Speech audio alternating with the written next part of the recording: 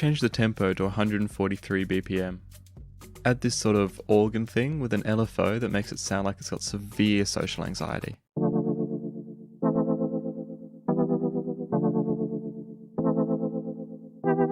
Turn this knob a little bit, and that is your entire melody. It's almost like this barely deserves to be a track. For the drums, you want to find a super unique sort of clap. The idea with these drums is that you really want to revolutionize the whole thought process behind programming drums.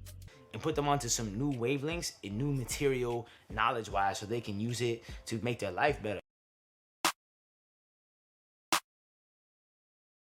Now with this hi-hat pattern, we're going to put like 6 hats down, but we're going to open up some delay and mentally fuck the shit out of her. let the 808 do what it wants pretty much. The only rule is that it has to be the most overused 808 in the last decade. It's time to switch it up and copy what Pharrell Williams has been doing for 2 decades. And here's what it should sound like.